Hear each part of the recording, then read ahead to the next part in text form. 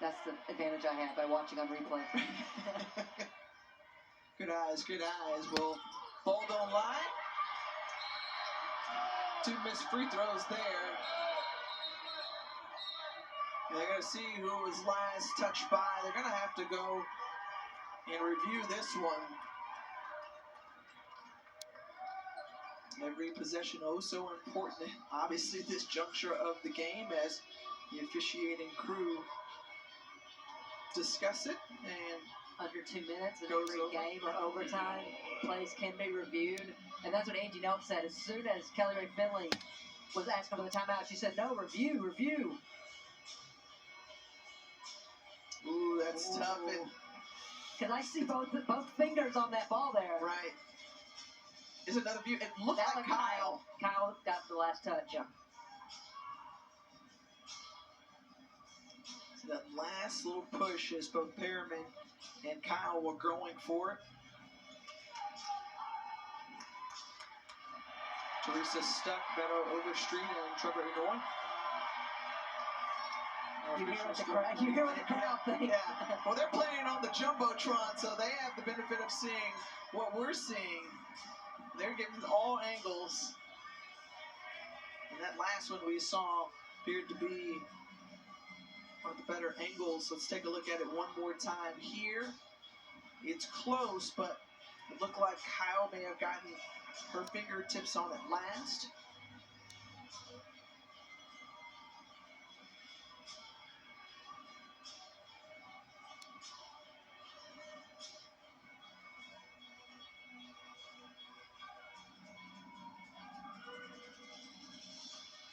So those are the best looks that we have at that, and they're still taking another peek at it, making sure they get this call right. In the meantime, Angie Nelson gathered her team together for a huddle just to discuss, what do you do in these final 35 seconds depending upon the call. And well, I'm also eager because they signaled timeout for Florida. Is the review preceding that? Because otherwise, if this goes back to Tulsa, Kelly Ray Finley's blown a timeout that she desperately needs. She currently has 3, Tulsa with 2, and they're going to say it's Tulsa basketball. Now, I got to believe Florida was also watching the Jumbotron, so they were prepared for that. So in this situation, they need to foul quickly, and then they've got to box out. And ideally, well, and this is where, oh no, you want to foul Young. If you're Florida, that's the weakest free throw shooter on the floor for Tulsa. Young, a 40% free throw shooter, hasn't attempted very many here this season, just 10. Gallegos looking on the inbound, gets it into Perriman quickly. Kyle fouls her. A 47% free throw shooter, so not a bad foul if you're a Gator fan. And I can't say this part enough for Florida. They have got to box out. They cannot afford to give up an offensive rebound here.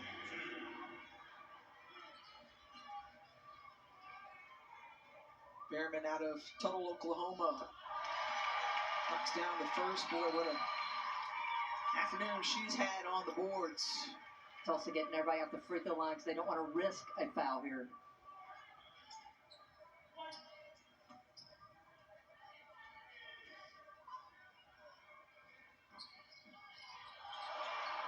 Off the miss, and Kelly Ray Finley quickly spins her second time out of the quarter. And so if you're Kelly Ray Finley, look, your team down 6 points, a 2-possession ball game. What are you going to dial up? What are you going to draw up here?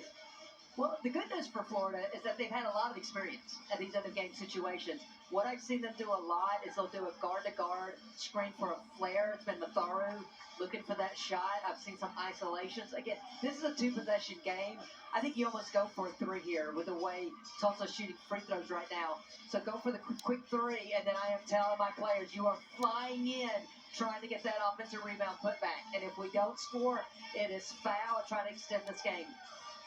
Tough day at the office from 3-point range for the Gators thus far. Just 3 of 18 from beyond the arc.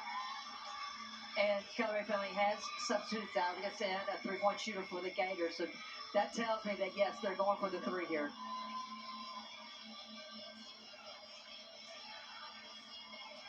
So as Kelly Ray Finley is drawing it up, trying to make something good come out of this possession. Tulsa crowd on hand on this Sunday. And boy, what a ball game this has been, Christy. We thought coming in, hey, this is a pretty evenly matched group. Their styles of play kind of similar. They had the star power with big-time scores, and it's given what we've needed it to give to this point. I mean, I don't know what everybody's doing if they're not watching our game. I'm just going to say that right now. We knew coming into it. I think, first of all, I think what we've seen here down the last quarter, especially, is Tulsa's made the plays. I think Florida's going to go back and question some of the shot selection here down the stretch, but this game's not over with by any means by Florida. You put in Salgason, who's a 45% three-point shooter. You got Rendell on the floor, who can hit the three. And so right now it is about pace of play. Get the ball inbounded cleanly, first and foremost. You can't afford a turnover. And then crash the glass. Here comes the flare screen for Rendell.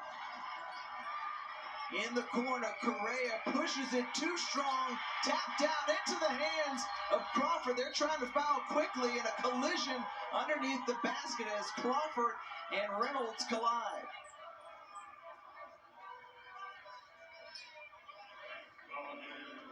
Well, Florida's added a new wrinkle to the end of the game situation. They had the flare screen for Rendell, but as soon as Correa inbounded the ball, she goes off a flare screen set by Kyle, and that was the open look that Florida was wanting. And honestly, if you're a coach, all you ask is that you get a clean look. I thought Correa rushed it. She had more time than I think she thought, but she got a good look.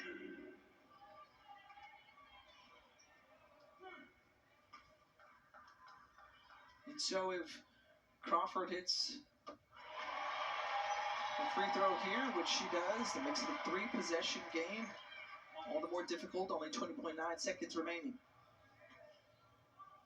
With Crawford, what a night she's had, or game she's had. 22 points as a timeout is taken on the court by the Gators. And that's their last one.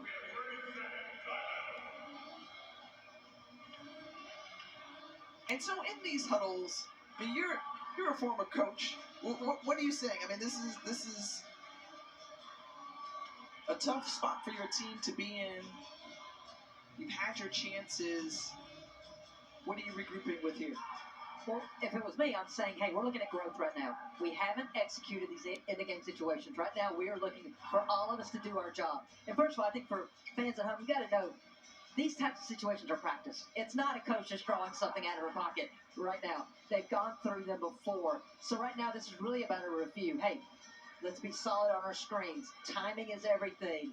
And now that she's out of timeouts, it's now the situational point after this shot. If it goes down, we're extending the press immediately. We have to foul immediately. If we miss, we're going in for the rebound. Also, the positive affirmation here is you're saying when the shot goes down, because you're trying to motivate as well. On the other side, you talked about these great coaches anging up saying, hey, we benefited from being in tight ball games and being in close ones down the stretch and pulling them out. And also have grown from a couple of losses, a few losses, including against Mississippi State and TCU more recently. But most important, she says, hey, I love the way our team has responded. And she goes, I just love because I said, I like your tape. She goes, I love my team. Matharu, ball fake back over to Correa, thought about it, the hesitation, a lot of time being taken off the clock. That one was deflected by Young. And some indecision by the Gators, along with some contesting. Well, this is why I always say, instead of going for a three, it's going to take this long. Get to the rim, get the higher percentage. 13 points for Young this afternoon, but her defense cannot go without being praised. She is locked down defensively here on both ends. On the defensive end so much here this evening. You see the success that Tulsa has had this season when they defend the three-point line well. And that number is 13.8 seconds away from making it 6-0 on the season, as Angie Nelp's group has made it a tough afternoon for the Gators. Well, 4 out of 5 games now for Tulsa against Power 5 teams. They're about to go to 2-2 during that stretch. Wrestled away for the rebound, still getting on the floor with time left on the clock, and Cartwright and Matharu get tangled up.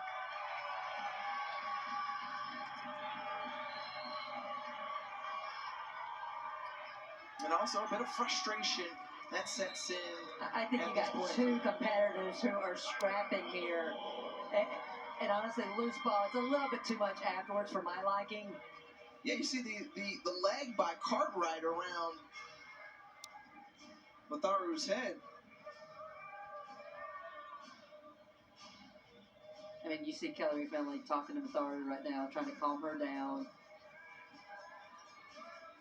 And you know, I have to give Kelly Finley credit as well. A lot of Power 5s won't travel to do that. So the fact this is a home and home contract with these two coaches.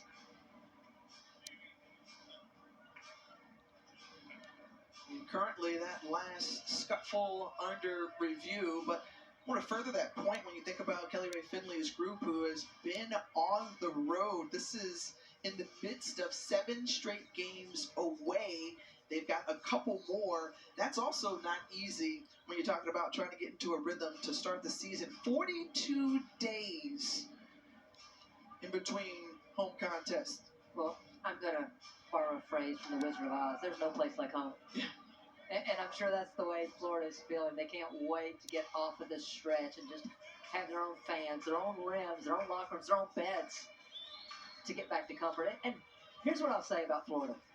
They have all the pieces. They've got post players. They've got shooters. They've got guard play. They've got transition game. Their defense has been good for the better part of this season. They've got to figure out a way to close out games. We've seen now this will be 3 losses on the season. All 3 they've had a lead in the 4th quarter, and they've not been able to hold on.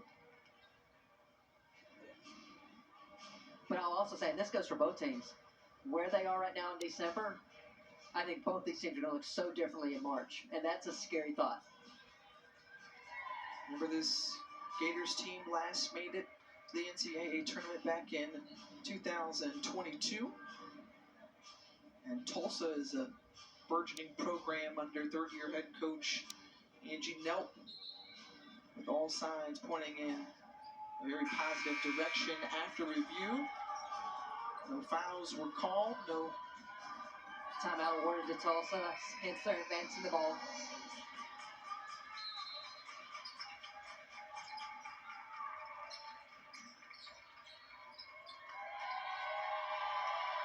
And they're celebrating here inside the Reynolds Center as Tulsa knocks off the Florida Gators. The Golden Hurricane in the game on an 18-4 run. And another big win for Angie Nelp. First win for the Tulsa Golden Hurricane program against an SEC opponent.